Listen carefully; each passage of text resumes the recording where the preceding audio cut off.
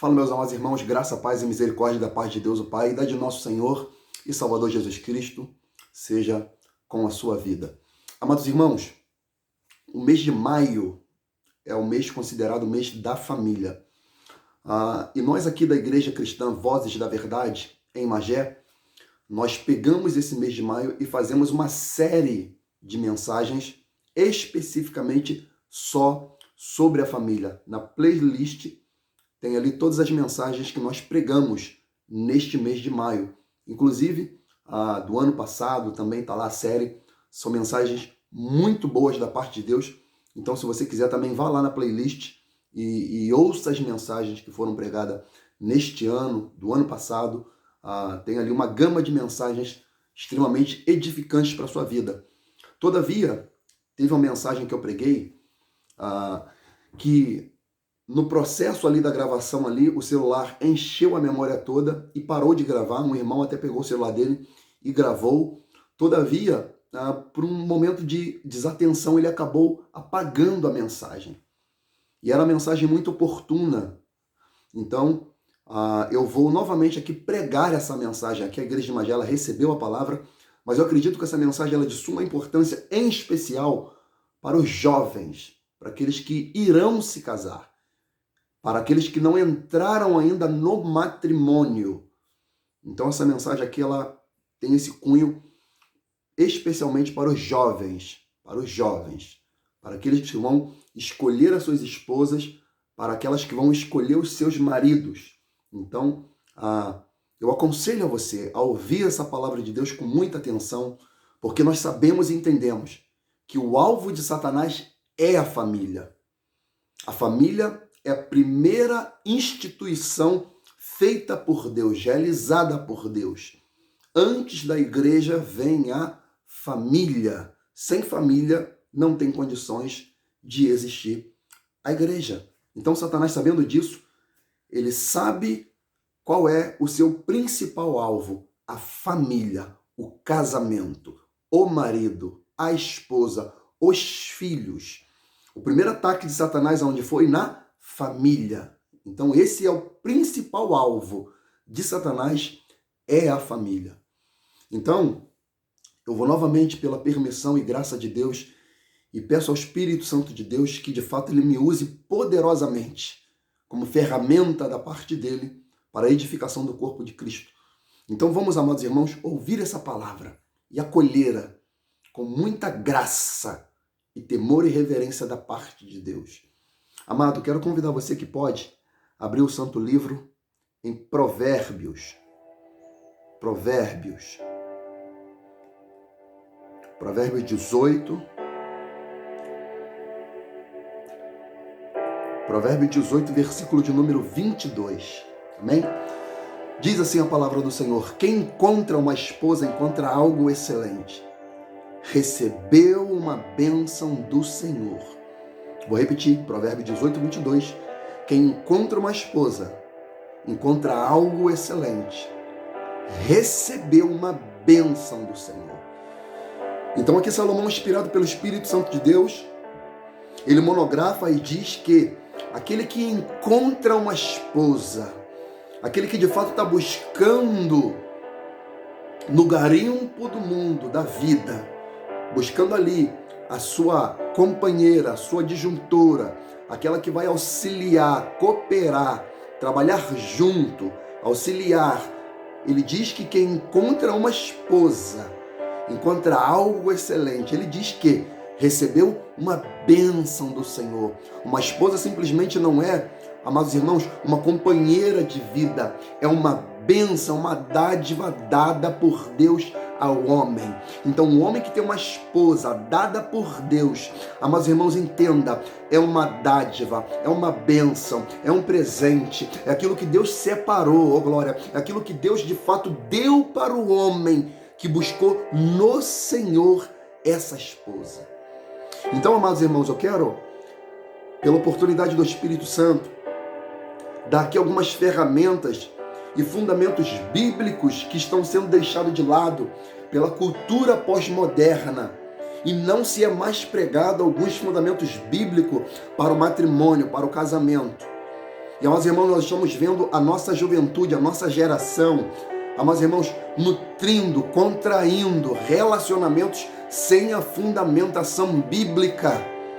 E hoje, pela permissão do Espírito Santo, eu quero, amados irmãos, dar esses subsídios para você. Em especial você, jovem, que está esperando no Senhor uma esposa, uma companheira, uma disjuntora. Em especial você, jovem, que está aguardando no Senhor, esperando um esposo bíblico, santo, temente a Deus, um profeta, um sacerdote, um arauto, um homem que se submete à vontade de Deus. Você precisa pegar essas ferramentas. Você precisa entender aqui, quem encontra uma esposa, por que encontra? Porque está procurando, está buscando. Mas você não deve buscar um esposo, uma esposa, debaixo de sentimentalismo, debaixo daquilo que os seus olhos veem, não simplesmente pelas fotos do Instagram, pelas viagens que ele posta, pelos lugares que ele almoça, pelo lugar que ele frequenta, pela roupa que veste. Você não deve ser atraída simplesmente pela aparência física, amados irmãos, porque, amados irmãos, a aparência engana. Como diz o ditado, nem tudo que reluz é ouro. Nós não podemos ser guiados pela nossa vista. Diz a palavra de Deus em 2 Coríntios 5:7, porque nós não andamos por vista, mas por fé. Por fé. Então, o povo de Deus deve ter isso em mente. Não ser atraído pela vista, não ser guiado pelos olhos, não ser guiado pelo exterior.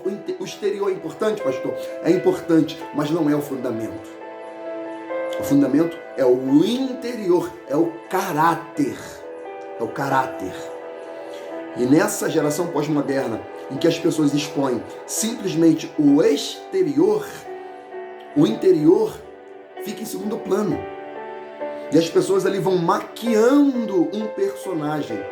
Então nós devemos entender que, da parte de Deus, no projeto de Deus, que é a família, há uma bênção disponível para a família. E eu vou utilizar do texto de Gênesis 24, em que Abraão, aquele que recebeu uma promessa do Senhor, agora já no final de sua vida, já avançado em idade, ele se preocupa com quem Isaac irá se casar. Quem será a companheira de Isaac? Quem será a esposa de Isaac? Quem será a adjuntora de Isaac? Quem será aquela que viverá com Isaac até que a morte os separe? Quem será aquela que vai, de fato, unir, cumprir-se, munir-se de aliança com Isaac? E Gênesis 24 nos dá muitos fundamentos bíblicos que nós devemos, de fato, aplicar nesse dia de hoje. E a Bíblia diz em Gênesis 24:1, e era Abraão já avançado e adiantado em idade, e o Senhor havia abençoado Abraão em tudo. Agora Abraão, com 140 anos, abençoado por Deus em tudo, toma preocupação, quem seria a esposa do seu filho Isaac? Isaac já maduro, um homem de 40 anos, mas 40 anos esperando no Senhor, 40 anos orando ao Senhor, 40 anos debaixo da submissão a seu pai. E a primeira coisa que nós devemos aqui aplicar é o quê? Isaac já está com 40 anos, mas é submisso ao pai. Isaac está com 40 anos, mas espera a direção do pai. Isaac está com 40 anos, mas espera a orientação do pai. Isaac já tem 40 anos, mas ele está em obediência ao pai. Abraão aqui é um tipo de Deus, e o desejo de Deus é que seus filhos contraiam matrimônio segundo a sua vontade. Deus se preocupa com você, com quem você irá se casar, com quem você irá morar, com quem você vai nutrir aliança de alma e de propósito. Deus, na figura de Abraão, que já aqui está abençoado e em tudo, ele quer que a bênção da promessa que foi lançada sobre ele repouse sobre o filho dele. Por isso a preocupação de Deus, da igreja, da esposa, da noiva, que vai se casar com Cristo. Então Deus, ele tem preocupação, amados irmãos, com a família. Deus, ele tem o desejo de abençoar as famílias. Ele disse para Abraão em Gênesis 12:3, abençoarei os que te abençoarem e amaldiçoarei os que te amaldiçoarem. E em ti, Abraão, serão benditas todas as famílias da terra. E o desejo de Abraão é: Senhor, se através de mim o Senhor vai abençoar todas as famílias da terra, começa pelo meu filho, começa pela esposa que o Senhor a dará, começa, Senhor, pela prole que virá através da família do meu filho. Senhor, se através de mim o Senhor vai abençoar todas as famílias, Senhor, eu desejo que a minha descendência, a partir do meu filho Isaque, aquele a quem eu amo, seja abençoado. E isso comece pela esposa que ele vai encontrar, porque eu entendo e compreendo que quem encontra uma esposa recebeu uma bênção do Senhor. Oh glória, oh glória. Então Deus tem um desejo de abençoar as famílias. Há uma bênção da parte de Deus disponível para as famílias. E eu profetizo no nome do Senhor Jesus Cristo, debaixo do Espírito Santo de Deus e da sua palavra. Você, pai, que se preocupa com o seu filho, você, mãe, que se preocupa com a sua filha, há uma bênção disponível para o seu filho, para a sua filha.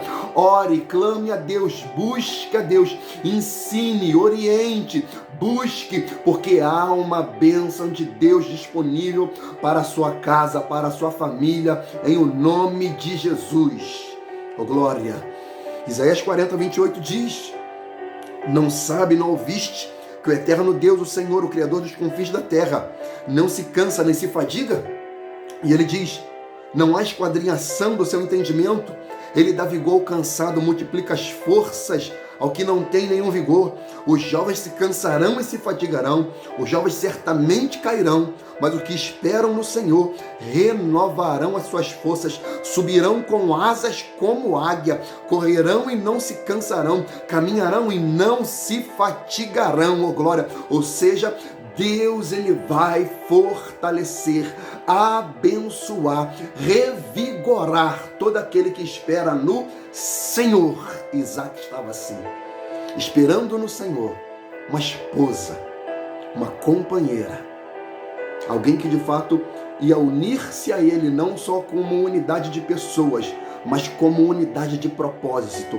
Não adianta ter ajuntamento de pessoas se não há unidade de propósito. Diz a palavra de Deus em Amós, que só andarão dois juntos se estiverem de acordo. União de propósito. Então, amados irmãos, há uma bênção disponível para a família.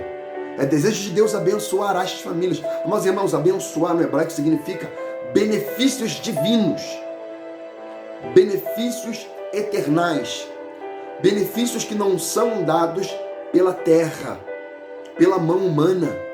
Pela mão humana você pode receber uma boa casa para morar, um belo bairro para viver, uma bela profissão para exercer, recursos, condições, mas não adianta ter uma casa se não tem família. Não adianta ter uma boa cama se não há sono. Não adianta ter uma bela esposa, um belo esposo, se não há de fato um companheiro ou uma companheira. Você precisa entender que a referência para Deus é o céu, não é a terra. Que a direção para Deus não é aquilo que a terra pode oferecer, mas aquilo que é benefício divino. E o benefício divino, amados irmãos, é a bênção do Senhor sobre a família. Por exemplo, amados irmãos, na teologia tem um fundamento doutrinário que significa princípio de primeira menção. Todas as vezes que eu quero descobrir algo, ter uma direção de algo, eu vou no princípio de primeira menção. Isso significa que quando eu quero saber acerca de um assunto, eu preciso ir na primeira vez que ele é mencionado até a última. Então, no princípio de primeira menção, quando você busca abençoar, a bênção, quando foi a primeira vez que essa palavra se manifestou? Então, quando fala de bênção, você vai na Gênesis, lá aparece a primeira vez a palavra bênção ou abençoar. E bênção, nós sabemos que significa no hebraico benefícios divinos. Diz assim em Gênesis 1, 27 e 28. E criou Deus o homem à sua imagem e semelhança. Imagem de Deus o criou. Macho e fêmea os criou.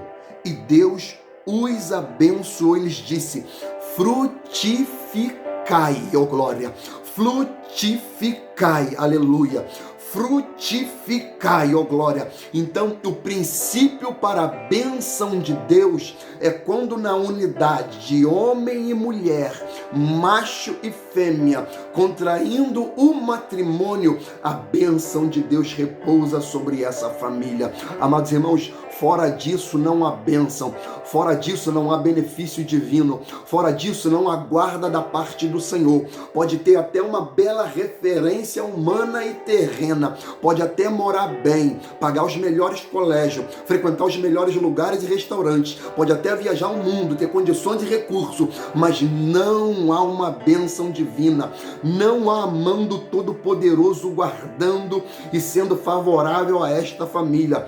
O favor de Deus está sobre a união de um homem e uma mulher contraindo o matrimônio. Oh glória!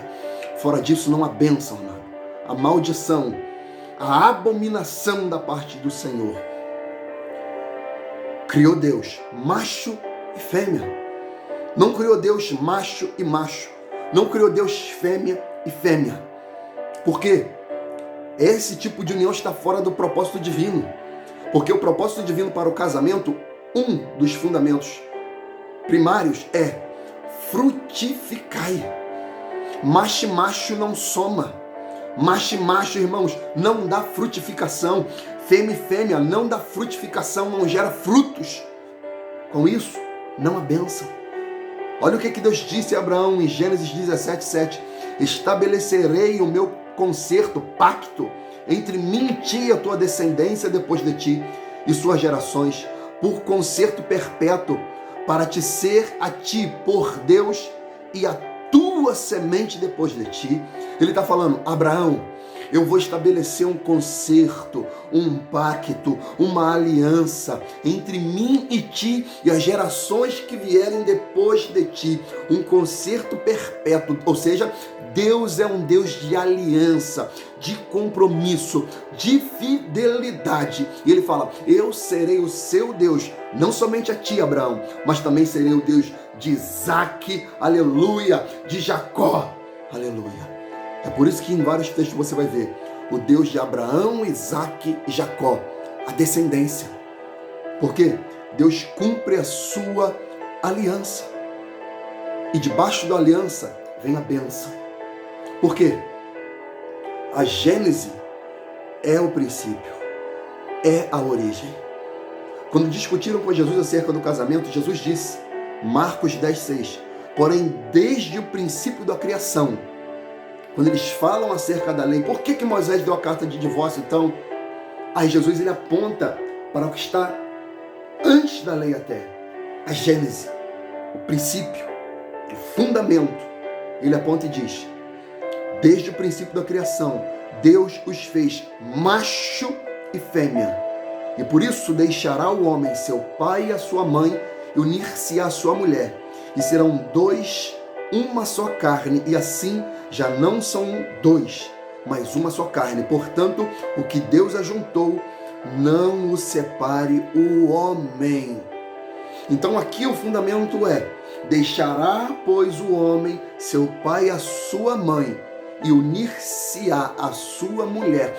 Só há união entre o homem e a mulher quando o homem rompe, deixa o pai e a mãe, e agora ele vai fundar a sua família.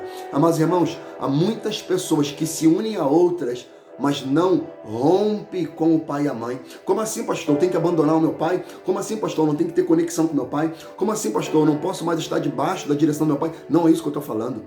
Mas tem muita gente que entra no matrimônio e vem ali com os hábitos, os costumes de seus pais e não anda segundo a direção de Deus, amado. Como assim, pastor? Não estou entendendo. Tu vai entender. É aquele tipo de menina ou de homem que ele vem para o casamento, mas ele tem a mania ruim do pai, que é contrária à palavra. Ela vem para o matrimônio, mas ela tem a mania ruim da mãe, que é contra a palavra. Amados irmãos, nós temos que entender e crer que a nossa direção maior, ela vem de Deus. É do Senhor. É da sua palavra. Se uma orientação do meu pai não está em conformidade com a palavra de Deus, respeitosamente eu tenho que descartar. Eu devo honrar o meu pai e a minha mãe. Isso é bíblico. para que meus dias se prolonguem na face da terra. Mas a partir do momento que a direção do meu pai e minha mãe são contrárias à palavra, eu tenho que descartar, eu tenho que eliminar. Por isso que Deus, ele abençoa a família. Quando essa família está debaixo do propósito divino. Então há famílias na face da terra que não está debaixo do propósito divino. E nós estamos vendo aí essa agenda de falar que existe uma nova família, essa nova constituição de família, que pode até ser, amado. O homem é livre para escolher o que quer. É como eu costumo falar, você tem o direito de semear o que você quiser, mas você também vai colher aquilo que você de repente não deseja. A semeadura é livre, a colheita é obrigatória. Por isso que Atos 16:31 diz: crer no Senhor Jesus Cristo e será salvo, abençoado, você e a sua família. Então agora Abraão, com 140 anos, ele deseja encontrar uma esposa para o seu filho Isaque. E nós vamos ver quais são as características que Abraão ele deseja para a esposa de Isaque. Então vamos lá? Gênesis 24:2 em diante. E disse Abraão a seu servo, o mais velho da casa, Eliezer Damasceno, que tinha o governo sobre tudo o que possuía: põe agora a tua mão debaixo da minha coxa, para que eu te faça jurar pelo Senhor, Deus dos céus e Deus da terra, que não tomarás para meu filho a mulher das filhas dos cananeus, no meio dos quais eu habito, mas irás à minha terra e à terra da minha parentela, e daí tomarás a mulher para meu filho Isaque. Peraí, Abraão já avançado em idade, preocupado com quem seria a esposa do seu filho Isaque. E ele diz para Eliezer Damasceno: Eliezer, coloque a tua mão debaixo da minha coxa. Era um hábito, uma cultura, para que alguém ali cumprisse a palavra que outrora eles iam estabelecer. Colocar a mão na coxa é uma forma de juramento. E ele fala: coloca aqui. E por favor, nós não vamos jurar nem por mim nem por você, mas vamos jurar pelo Deus do céu e da terra, oh glória.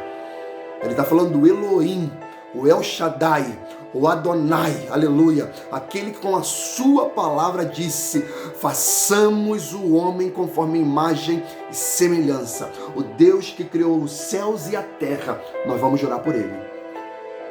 E qual é o pacto? É que Eliezer Damasceno não tomasse nenhuma das filhas dos cananeus no qual Abraão habitava. Ali. E quem é, amados irmãos, essas mulheres cananeias? O povo de Deus, ele sai do Egito, ele vai para a terra prometida, Canaã. Só que haviam povos lá, povos pagãos, ímpios, que não adoravam o Deus de Israel, adoravam ídolos, tinham costumes depravados, comportamentos depravados, contrário à lei de Moisés. E Abraão fala: Eliezer Damasceno, meu filho Isaque precisa se casar-se. Chegou o momento, ele está maduro, ele está preparado por dentro e por fora.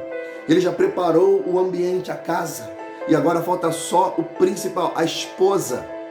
Mas por favor, não vá, não pegue da mulher das cananeias cuja terra eu habito. Ou seja, eu estou aqui na terra, mas ele está falando: eu estou aqui na terra, eu estou aqui no mundo, mas eu não quero uma esposa mundana para o meu filho.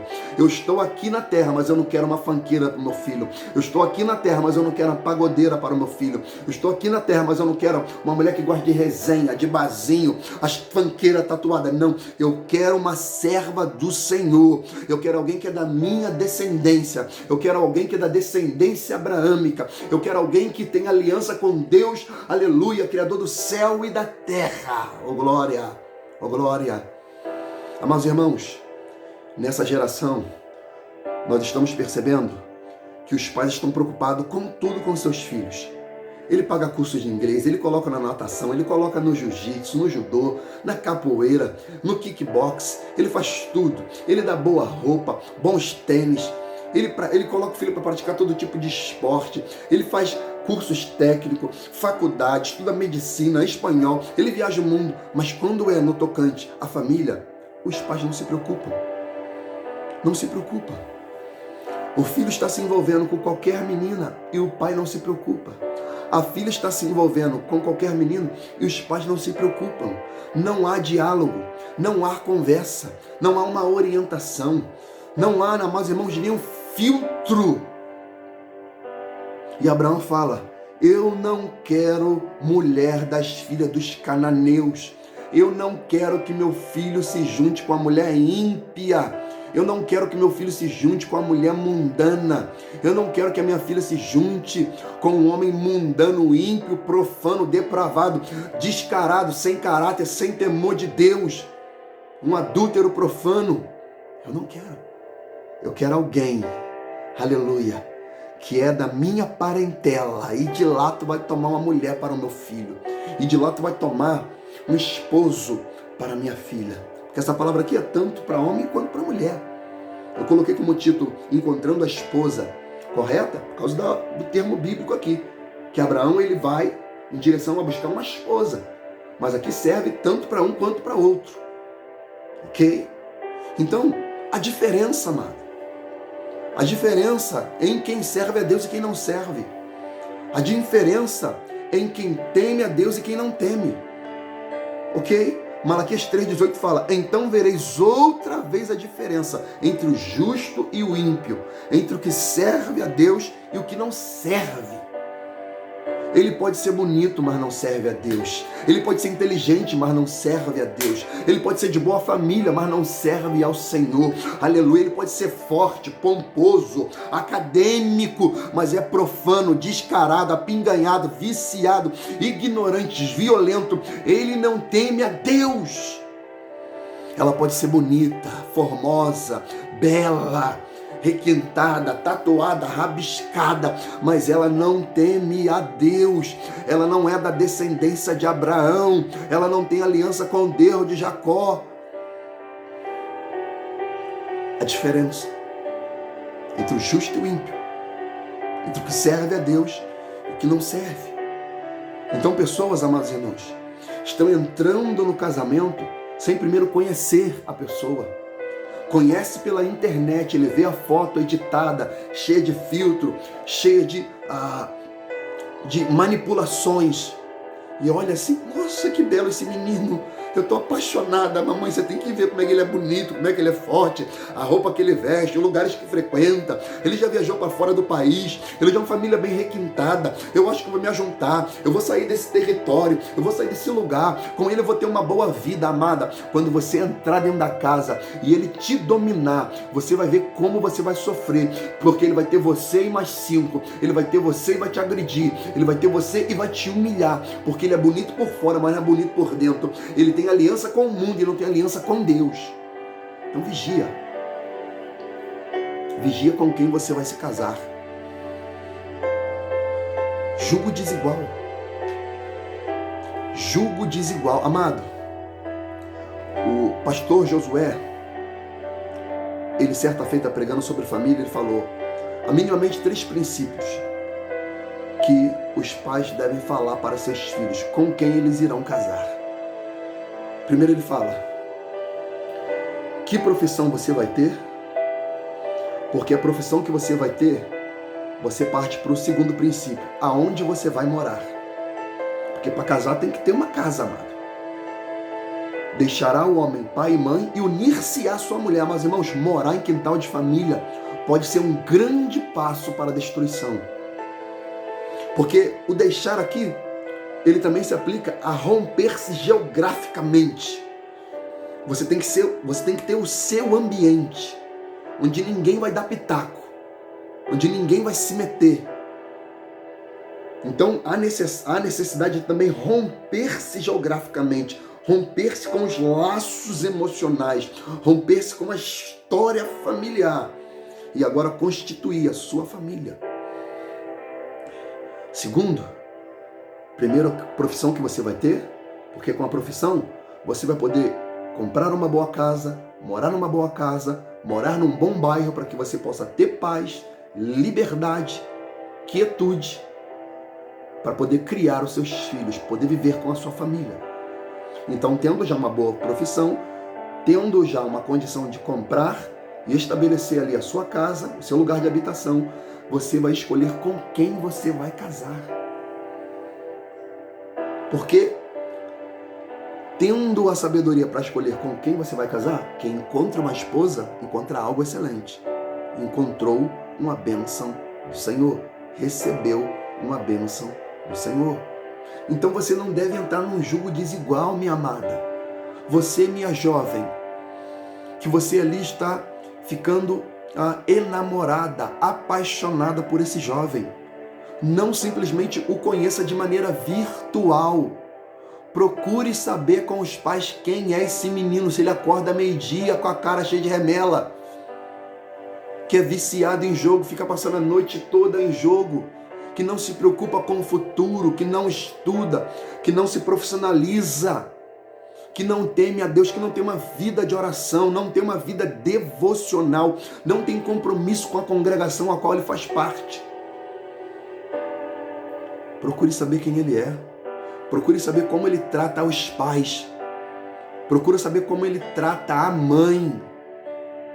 Procure saber como ele trata os avós, caso tenha. Como ele é como irmão, caso tenha irmão ou irmã. Procure perceber o comportamento dele, a fala. A Bíblia diz que a boca fala do que o coração está cheio. Perceba o que esse menino fala. Perceba como esse menino é na conduta. Porque ele pode falar que é de Deus, mas o comportamento manifesta totalmente o contrário. E você, rapaz, que está ficando enamorado, apaixonado por essa menina, por causa do cabelo, por causa do rosto, por causa do perfume, você está ficando encantado, você já não dorme, está ardendo em paixão. Observe o comportamento dessa menina. Observa como ela trata o pai, como ela trata a mãe, como ela é dentro de casa. Se de fato, meus irmãos, ela tem compromisso, ou é uma preguiçosa que acorda meio-dia e pergunta: vou tomar café, minha mãe. Meio-dia ela quer tomar café. Uma unha com 5 metros. Não lava uma louça, não dobra uma roupa, não arruma a cama. Preguiçosa, cabelo todo emaranhado, só se preocupa com a beleza quando vai para fora. Jugo desigual. 2 Coríntios 6,14 fala: não vos prendais um jugo desigual com os infiéis. Porque que sociedade tem a justiça com a injustiça? E que comunhão tem a luz com as trevas? E que concórdia há entre Cristo e Belial? Minha irmã, tu quer se juntar com esse funqueirinho de meia tigela? Tu quer se juntar com esse pagodeirozinho de meia tigela? Não, eu vou ganhar ele para Jesus. Minha irmã, pelo amor de Deus, a palavra já nos fala: não vos prendais a um jugo desigual. Que concórdia entre Cristo e Belial? Ou que parte tem o fiel com o infiel? Que consenso tem o templo de Deus com os ídolos? Porque vós sois o templo do Deus vivente. Como Deus disse: neles habitarei e entre eles andarei, e eu serei o seu Deus e eles serão o meu povo. Pelo que sai do meio deles e apartai-vos, diz o Senhor, e não toqueis em nada imundo, e eu vos recebereis, e eu serei para vós pais, e vós sereis para mim filhos e filhas, diz o Senhor Todo-Poderoso. Então, amado, com quem você está querendo se ajuntar? Tenha calma, seja claro, compartilha do seu sentimento. A primeira pessoa que você tem que compartilhar é o seu pai, é a sua mãe. Não engane seu pai, não engane sua mãe. Compartilha, ver se é o momento. Isaac tinha 40 anos, maduro, maturidade. E agora aqui, Eliezer da Damasceno, ele sai, ele já sabe que ele não deve buscar. Deixa eu pegar um copo d'água aqui, gente. Cadê o copo d'água? Eliezer da Damasceno, ele vai buscar uma esposa. E ele sabe que não deve ser cananeia, não deve ser mundana, não deve ser fanqueira, não deve ser pagodeira, preguiçosa. Tem que ser da descendência abraâmica. E ele vai lá. E diz o texto sagrado, Gênesis 24:15. Sucedeu o quê? Antes que ele acabasse de falar, eis que Rebeca, que havia nascido a Betuel, filho de Mical, mulher de Naor, irmão de Abraão, ou seja, da descendência, saiu com seu cântaro sobre o seu ombro, e a donzela era muito formosa à vista, virgem, a quem varão não havia conhecido. Peraí, vamos lá. Agora aqui eu tenho que ir devagar, que isso aqui é forte. Então Eliezer Damasceno, ele vai e ele vai buscar uma esposa. Ele sabe que não deve ser cananeia, tem que ser da descendência abraâmica. E quando ele vai na terra, no povo de Abraão, e ele está orando a Deus, ele está debaixo de oração. Eliezer Damasceno está falando: eu não posso falhar nesse compromisso. Eu não posso trazer uma ímpia para Isaac. Eu não posso trazer, Senhor, uma mundana para Isaac. Senhor, por favor, me orienta. Por favor, me dá a direção. Por favor, Senhor. E a Bíblia diz, e sucedeu o quê? Antes que ele acabasse de falar, ou seja, Deus ouve as nossas orações. Você, pai, quando seu filho está se aproximando do momento de casar, você deve ser um homem de oração. Você, mãe, deve ser uma mulher de oração, para que a sua filha não se case com um homem violento, profano, adúltero, sem temor de Deus, um homem viciado em pornografia, em cachaça, em álcool e maconha. Você deve ser uma mulher de oração. Você deve gastar tempo em oração. A Bíblia diz que, estando ele ainda a falar, eis que a resposta de oração já veio de maneira concreta. Quem aparece como resposta? Rebeca, ó glória, ó glória. E que havia nascido a Betuel, filho de Mical, mulher de Naor, irmão de Abraão, da aliança. E vem Rebeca. E a Bíblia diz que ela está com o cântaro sobre o seu ombro. A palavra Rebeca, no hebraico, significa corda com laço, donzela cuja beleza prende os homens. Olha isso aqui. Então, há Rebecas e Rebecas. Rebeca que prende com laço, donzela cujo qual pela beleza prende os homens. Tem um monte de Isaac aí, do povo de Deus, que está sendo preso só pela beleza. Tem um monte de Isaac do povo de Deus que está sendo preso só pela aparência. Tem um monte de Isaac que está sendo preso só pelo cabelo. Tem um monte de Isaac que está sendo preso só pela moldura. Tem um monte de Isaac que está entrando em laço porque está sendo conduzido só pela beleza. Está sendo como Sansão com Dalila. Está se juntando com quem não é para juntar. Está tomando aliança com quem não há para tomar. Com isso, você pode ser levado cativo, preso, caindo no laço. Donzela, formosa, virgem. Rebeca era bonita, mas era virgem. Rebeca era bonita, mas temente a Deus. Rebeca era bonita, mas honrava o pai e a mãe. Rebeca era bonita, mas não mentia para os seus pais. Meu querido, você tem que entender quem é essa Rebeca que está vindo a seu encontro. Se de fato ela é da descendência de Abraão ou ela só tem aparência. Não se engane com as aparências. A Bíblia diz que o próprio Satanás se transfigura em anjo de luz. Cuidado. Rebeca, ela era bonita, mas era virgem. Rebeca se guardava. Rebeca não entregou-se a homem nenhum sem que chegasse o tempo adequado. E nós estamos vivendo uma geração em que hoje não espera mais no Senhor o seu marido. Nós estamos vivendo uma geração em que o menino não espera mais no Senhor a sua esposa. Ele é bonito, mas já não é mais visto. Amado, estou pregando aqui para quem vai se casar. Não estou falando para quem já casou e casou de uma maneira que de repente não foi segundo o padrão de Deus. Estou falando aqui para jovens que irão se casar, que são tementes a Deus, estão esperando no Senhor. É para esse que é a palavra. Rebeca era bonita, mas virgem, se guardava, esperava. Virgem aqui é sinônimo de pura. Rebeca era pura. Rebeca tinha inocência, santidade, irmãos. Rebeca era santa, separada. Irmãos, por favor, irmãos. Essa menina ela já teve 200 homens e você será mais um. Uma mulher cheia de homens na sua alma. Um menino cheio de mulheres na sua alma. Cheio de traumas e lembranças. Cheio de experiências traumáticas. Bonita, mas não é pura. Bonita, mas não é santa. Bonita, mas não é virgem. É bonita, mas ela não teme a Deus. Ela é bonita, mas ela mente para os pais. Ela é bonita, mas ela não é trabalhadora. Ela não é santa. Ela é um laço. Ela é um laço. Virgindade, amado. Não se prega mais sobre virgindade. Os pastores agora parece que têm medo de falar sobre virgindade. Falar para os jovens, falar, espera no Senhor, meu filho.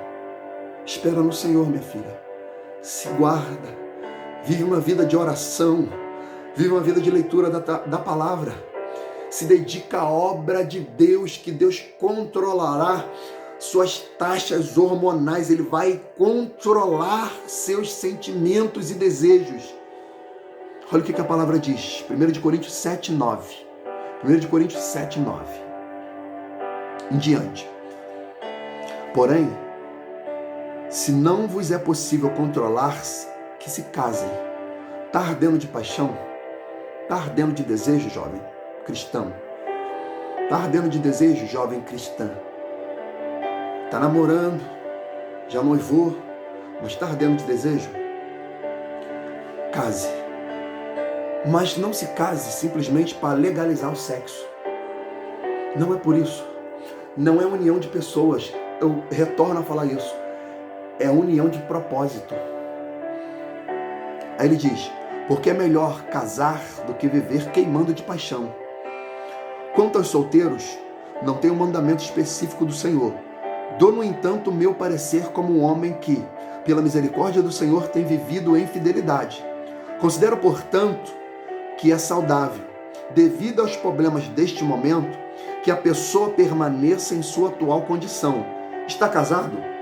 Não procure separação. Se está casado, ele está falando, não procure separar-se. Mantenha seu matrimônio, a sua aliança. Estás solteiro? Não procures casamento. Todavia, se te casares, com essa atitude, não pecas. Da mesma forma, se uma virgem vier a se casar, também por isso não comete pecado. Contudo, aqueles que se casam enfrentarão uma série de dificuldades nessa vida. E eu gostaria de poupá-los disso. Ok? Ou seja, ele está falando, o casamento não é um mar de rosas. Dentro do casamento enfrentaremos dificuldades. E Paulo fala, eu gostaria de poupá-los disso. Quer casar? Saiba que o casamento não será só sorrisos. Também será lágrimas, dores, angústias, preocupações e noites de insônia. Versículo 33. Entretanto, quem é casado preocupa-se com os negócios deste mundo e como irá agradar a sua esposa.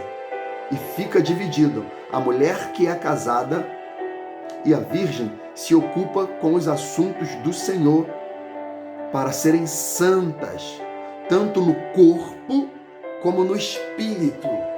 Então ele está falando, o jovem que é solteiro, ele tem que se preocupar com as coisas do Senhor. Se preocupando com as coisas do Senhor, ou seja, tendo uma vida de piedade, de obediência a Deus, uma vida de oração regular, uma vida de meditação das Escrituras, da aplicação da mesma. Salmo 119:9. Como purificará o jovem o seu caminho? Observando segundo a sua palavra. Ele se preocupa com as coisas do Senhor. Com isso, ele é santo no corpo e no espírito. Ele tem pureza moral. Ele tem pensamentos puros. Não mundanos, ímpio. Ele tem a mente pura. Com isso, o corpo também é puro. E quem é casado? preocupa em trabalhar e agradar a esposa, e a esposa o marido. Se conseguir ser um casal como Priscila e Áquila, melhor ainda. Um modelo de casal. Um casal que tinha um ministério de excelência em ajudar o apóstolo Paulo, e você vê ali os dois trabalhando junto na obra, um cuidando um do outro e cuidando das coisas do Senhor. Porque a gente não pode, amados irmãos, tomar como modelo de esposo, de marido, Davi. Era um ótimo rei, mas um péssimo marido. Era um ótimo rei, mas um péssimo pai. Ganhou o mundo, mas perdeu a família. Nós não podemos, por causa da obra, abandonar a nossa casa. Nós não podemos, por causa da obra, deixar a esposa abandonada. Ok? A mulher casada, no entanto, preocupa-se com os negócios deste mundo e como agradar o seu marido. Estou dizendo isso para o vosso maior benefício, não para restringir vossa liberdade, mas para que possais viver de maneira honrada e em plena consagração ao Senhor. Ou seja, uma maneira de um homem e de uma mulher que é casada honrar, glorificar a Deus é vivendo um casamento de excelência. É vivendo para agradar o seu marido e a mulher e o esposo a sua mulher. Aí ele diz: mas se alguém julgar que está agindo de forma desonrosa perante sua noiva, se ela estiver passando da idade, crendo que deve se casar, faça como entender melhor. Ele não peca por isso, que se casem. 37. Contudo, o homem que decidiu firmemente no seu coração que não se sente obrigado, mas tem controle sobre a sua própria vontade sexual e chegou à conclusão de não se casar com a sua noiva, da mesma forma, esse também faz bem. De modo que aquele que se casa com a sua noiva faz bem, mas o que não se casa faz melhor. Ele está falando: noivo, está ali firmando uma aliança, mas entendeu que você quer ter uma vida separada exclusivamente para o Senhor. Se você não quer se casar, viva para Deus. Aí ele fala: se você não quer se casar, tudo bem. Se você quer casar, tudo bem, pode se casar, você faz bem. É o princípio de Deus. Mas se você não quer se casar e quer ter uma vida única e exclusiva, um nazereado para o Senhor, você faz melhor. Você faz melhor. Logicamente, deixa eu terminar o texto aqui, ó.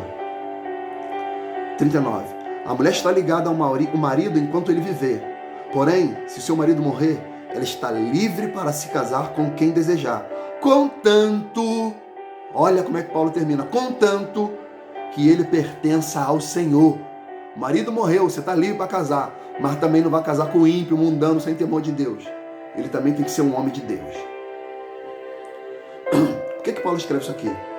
A igreja de Corinto, ela se converteu, largou os ídolos, a idolatria, a promiscuidade, a imoralidade sexual, e agora está servindo a Deus. Então agora estão debaixo de perseguição. Então ele está falando, o casado ele vai ter mais aflições, mais dificuldade. Agora o solteiro não. Ele não vai se preocupar com a esposa, com o filho, as torturas, a morte, a dificuldade, a crise financeira, econômica, social. O solteiro não. O solteiro ele tem tranquilidade. Agora o casado vai passar por dores. Ok?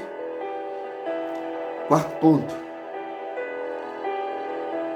Rebeca era virgem, pura, santa, inocente. Era bonita, mas era virgem. Agora, qual a característica de Rebeca? Eis que Rebeca saía com o seu cântaro sobre o seu ombro e desceu à fonte, e encheu o seu cântaro e subiu. Peraí.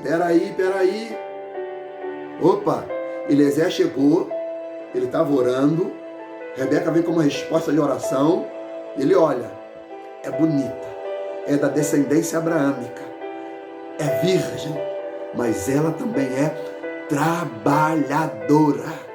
Ela é bonita, mas trabalha. Ela é bonita, mas acorda cedo. Ela é bonita, mas ela se esforça. Ela é bonita, mas ela se dedica. Ela é bonita, mas ela estuda. Ela é bonita, mas faz faculdade. Ela é bonita, mas se preocupa com o futuro. Olha aqui. Ele olha ela. Ela vem com o cântaro nos ombros. Olha, amados irmãos, carregar água, e naquele período ali, não era um trabalho fácil não, trabalho duríssimo. E ela vem com o cântaro nos ombros, os galões de água pesado, machucando os ombros delicados de Rebeca. Mas ela está lá, trabalhando, ajudando a mãe, ajudando o pai. Ela ajuda a mãe a arrumar a casa, a fazer comida, cuida do quintal, lava a roupa, lava a louça. Ela não se preocupa com a unha. No final de semana ela faz a unha, mas no meio de semana ela está trabalhando, ela está colaborando, ela está contribuindo. Ela deixa o quarto dela limpinho, ela cuida das roupas, ela sabe passar, ela sabe cozinhar, ela trabalha. Rebeca não era preguiçosa, era donzela, delicada, mas era trabalhadora. Olha isso aqui. Eliezer, quando vê ela vindo com o cântaro, diz o versículo 17: então o servo correu-lhe ao encontro e disse: ora, deixa-me beber um pouco de água do teu cântaro. Ele vai testar ela. E ela disse: bebe, meu senhor. Olha, respeitadora, educada. A esposa correta, ela é educada, respeitadora. E apressou-se e abaixou seu cântaro sobre sua mão e deu-lhe de beber. E acabando ela de lhe dar de beber, disse: tirarei também água para os teus camelos, até que acabem de beber.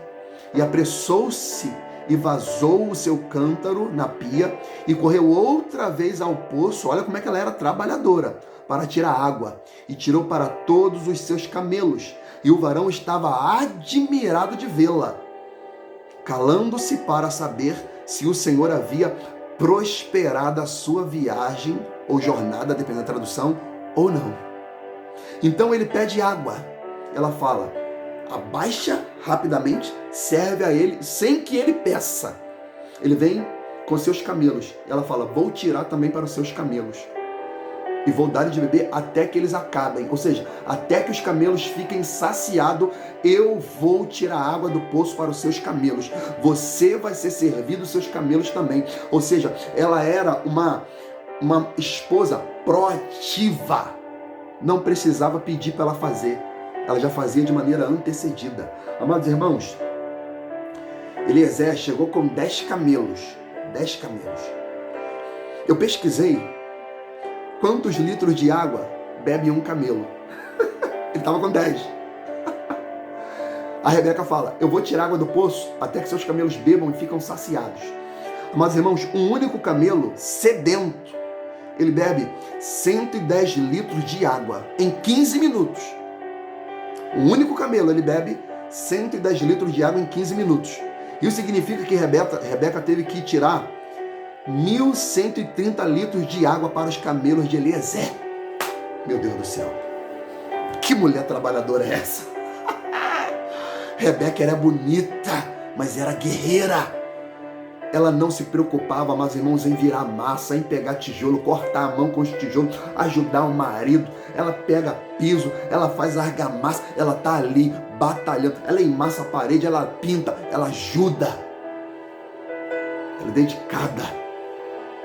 Ela é a mulher de Provérbios 31. Provérbios 31:10 diz: mulher virtuosa, quem a achará? O seu valor em muito ultrapassa os das mais finas joias. O seu marido tem plena confiança nela. A sua, aleluia, e a miséria jamais chegará à sua casa. Essa esposa exemplar faz o seu marido sempre bem, nunca mal. Nunca mal. Ela não vai dar veneno pro seu marido. Ela faz bem, ela cuida. Ele está doente, ela ajuda. Ele está desempregado, ela auxilia. Ele está triste, ela consola. Ele está estressado, ela acalma. Ela nunca faz mal, ela faz bem. Escolhe a lã e o linho e com alegria trabalha com as próprias mãos. Com os navios mercantes ela traz de longe as provisões para o seu lar. Antes do romper da aurora, ela se levanta a fim de preparar comida para todos os da sua casa e da ordem às suas colaboradoras. Ela sabe aliviar, aleluia, a conveniência de um campo agricultável e compra com o seu salário, planta nessas terras a sua própria vinha, dedica-se com prazer a seu trabalho. Seus braços são fortes e vigorosos. Antes do romper da aurora, ela trabalha e vai preparar comida para todos da sua casa. Rebeca não acorda meio-dia, Rebeca acorda cedo. Rebeca, amados irmãos, não vira à noite no Instagram vendo série. Rebeca dorme cedo e acorda cedo para trabalhar. Rebeca tem os braços fortes. Estava com o cântaro. Pegou 1.110 litros, 1.130 litros de água para os camelos de Eliezer. Outra característica de Rebeca, vamos ver? Versículo 22. Quando os camelos acabaram de satisfazer a sede, 1.130 litros de água. O homem tomou um pingente de ouro com 6 gramas em forma de aliança e colocou no nariz da moça. Era onde era posto, no período do Antigo Oriente. Não era na mão hoje igual nós colocamos. Era no nariz. E também lhe deu 2 pulseiras de ouro, que pesavam cerca de 120 gramas. Diante disso, o velho servo curvou-se em adoração ao Senhor. A moça correu para anunciar aos da casa da sua mãe tudo o que acontecera. O que ela foi fazer? Contar com a mãe. Ela não escondeu com quem ela está namorando. Ela não escondeu com quem que ela ia contrair um compromisso. Ou seja, Rebeca era uma donzela de compromisso. Rebeca não era namoradeira. Rebeca não fingia que ia para a escola e ficava nas esquinas se esfregando. Rebeca não falava para a mãe que ia fazer trabalho escolar e saía com o namorado. Não, Rebeca era uma mulher de compromisso. Rebeca era uma jovem de compromisso, de aliança. E sabe o que ela fez isso aqui com Eliezer? Ela falou assim: eu não sou como as cananeia. Eu não sou por aí que fico deitando com um e com outra, não. Meu pai sabe com quem eu vou casar. Minha mãe sabe com quem eu vou casar. Eu sou uma menina de compromisso. Eu sou um jovem de compromisso. O homem, ele não fica namorando às espreitas e o pai só vai saber quando ele já ficou mais de 5 meses com a menina na rua, não. Ele vai e compartilha com o pai. Ele fala com a mãe. Tem que ser de compromisso. Compromisso. E eu termino aqui. Já estou acabando. Aleluia.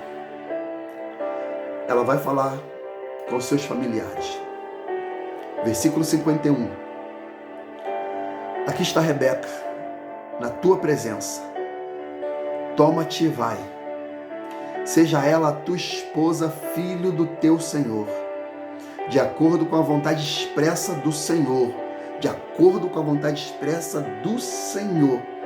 Tem ouvido o servo Abraão tais palavras, prostrou-se em terra diante do Senhor. Depois que Rebeca falou com o pai, com a mãe, com os irmãos, entrou em consenso toda a família. Aí ela partiu com Eliezer Damasceno, oh glória, e agora ela vai se unir a Isaac, oh glória. Agora eles vão contrair matrimônio, agora eles vão consumar o matrimônio. Quando Abraão vê, ele se prostra em terra, porque ele vê que está se cumprindo a vontade do Senhor, a bênção, a promessa está se cumprindo, de que Abraão e a sua descendência seria abençoada. Olha que lindo, versículo 58. Então eles chamaram Rebeca e lhe indagaram: queres partir com este homem? Olha, e ela afirmou: sim, quero. Ora, Isaac vinha voltando de Ber-la-Roi, o poço daquele que vive e me vê, porquanto habitava nas terras de Negueb. Certa tarde saiu ao campo para meditar. Ao erguer os olhos, viu que se aproximavam camelos. Rebeca também ergueu os olhos e viu Isaac. Ela desceu do camelo e indagou ao velho servo: quem é aquele homem que vem pelo campo ao nosso encontro? Ao que lhe respondeu o servo: é meu senhor, ó glória. Então ela se cobriu com o véu. Mais tarde o servo contou-lhe a Isaac tudo o que havia visto e realizado, Isaque levou Rebeca para a tenda onde sua mãe Sara havia morado e fez dela sua esposa. E muito a amou. O homem ama a sua esposa, não maltrata. O homem ama a esposa, não agride. O homem ama a esposa, não mata. Assim Isaque foi consolado após a morte de sua mãe. Enquanto Eliezer Damasceno ele saiu para buscar Rebeca, Isaque não estava de perna para o ar. A Bíblia diz que Isaque estava no campo de Ber-la-Roi, ou seja, lugar de oração. Isaque estava de joelho dobrado buscando a face do Senhor, que o Senhor lhe dera uma esposa digna, honrada, temente a Deus, santa, pura, imaculada, trabalhadora. E recebeu. Aí quando ela está vindo com Eliezer Damasceno nos camelos, ela vê, Isaque vê os camelos, e Rebeca vê e ela fala: quem é este homem? Rebeca não se casou com menino não, Rebeca não se casou com moleque, Rebeca se casa com homem. E Isaque não casa com menina, Isaque casa-se com uma mulher madura, trabalhadora e santa. Aí sabe o que Rebeca faz? Olha que interessante. Quando ela vê Isaque a vê de longe, ela se cobre com um véu. Sabe o que significa isso? Porque presente não vem aberto, vem embrulhado. Terra. Presente não vem aberto, vem embrulhado. Quem é inteligente espiritual está entendendo o que eu estou falando. Rebeca era presente de Deus para Isaque. E Rebeca não veio para Isaque violada. Rebeca veio selada, fechada. Era única. Era ali uma mulher pura, santa, idônea, virgem. E você, jovem, que se encontra nesse estado, nessa condição, entenda que é um privilégio, é um presente, alguém casar nessas condições de pureza moral, espiritual, de santidade, debaixo de um processo todo guiado e direcionado por Deus. Amados irmãos, olha que interessante. O ímen de uma mulher, ele é um órgão que ele não tem função nenhuma no corpo humano. Nenhuma. E o formato desse órgão, dessa mulher, é no formato de um anel. E ele fica na genitália feminina, esse ímen. E esse órgão, ele só é violado, rompido, em relações sexuais. O ato sexual entre homem e mulher é para inaugurar uma nova fase. E quando o homem e a mulher se unem no matrimônio em relações sexuais, consumando ali o casamento, ali tem o derramamento de sangue. Fala de um pacto, de uma aliança. E o leito é o matrimônio. O leito ali é um altar. O leito ali é um altar. E ali quando o homem e a mulher se unem, e como é que é o formato do órgão masculino? É um formato de dedo. E como que é o ímen de uma mulher? É um formato de anel. Ali está o matrimônio sendo consumado entre o homem e a mulher.